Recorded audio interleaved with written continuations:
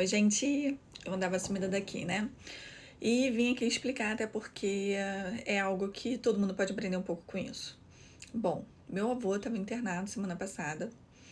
Ele fez uma obstrução arterial aguda na perna, ficou com a perna com muita dor e totalmente roxa. Isso se deu porque ele tem fibrilação atrial, que é uma arritmia da qual eu já falei aqui.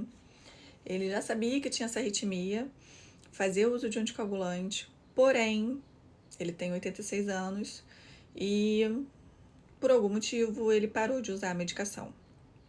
Não estava fazendo remédio. E aí, um dos grandes problemas da fibrilação atrial é a formação de trombos dentro do coração. E esse trombo vir a se soltar e causar uma obstrução arterial aonde ele for parar. Se for para a cabeça, causa um AVC. No caso dele, felizmente até, né, porque se tivesse ido para a cabeça, né, não sei o que seria dele hoje, mas felizmente para ele foi para a perna, dentro de tudo que poderia ter acontecido, eu acho que foi a melhor situação. Foi para a perna e obstruiu a artéria femoral. E com isso, ele ficou com isquemia do membro inferior direito, no caso. Ele precisou fazer uma cirurgia com um cirurgião vascular para retirar esses trombos. Conseguiu voltar a perfundir bem, o sangue voltou a tempo para nutrir a perna, ele não teve nenhuma necrose, porque a grande questão é o risco de necrose da perna, né? Ter ali necrose dos dedos e aí ter que amputar aquele tecido que foi necrosado, aquela parte que foi necrosada. Então isso não aconteceu. Outro risco também é quando você abre a artéria, é fazer um edema no músculo, porque é um músculo que estava privado de sangue e do nada, quando volta a ter sangue, ele pode ficar edemaciado, fazendo o que a gente chama de síndrome compartimental. Esse músculo edemaciado começa a ficar comprimido ali na perna, né?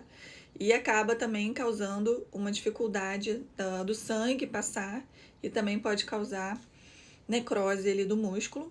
E outra questão também é a síndrome de hiperfusão causar, né, pelo fato do sangue ter ficado muito tempo parado, tem ali as toxinas que ficaram retidas ali naquela região.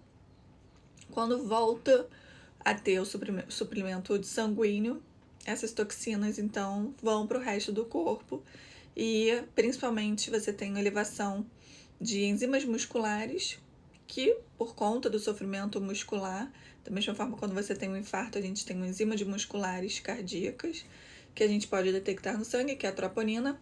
Quando você tem a isquemia da perna, de um músculo, né, no caso, o músculo esquelético, você tem a liberação de enzimas musculares também para a corrente sanguínea, que é semelhante, que é a rabdomiólise, que eu acho que algumas pessoas também já devem ter ouvido falar de rabdomiólise, quando você tem essa lise do músculo e a liberação dessas enzimas musculares para a corrente sanguínea.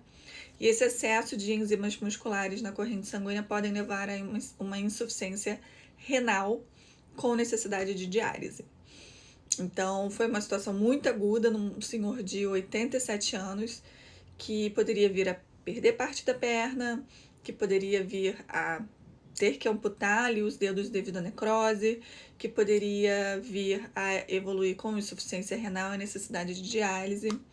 Mas, graças a Deus, tudo correu bem, apesar da situação bem dramática. Ele teve uma boa recuperação e com uma semana de internação ele foi para casa.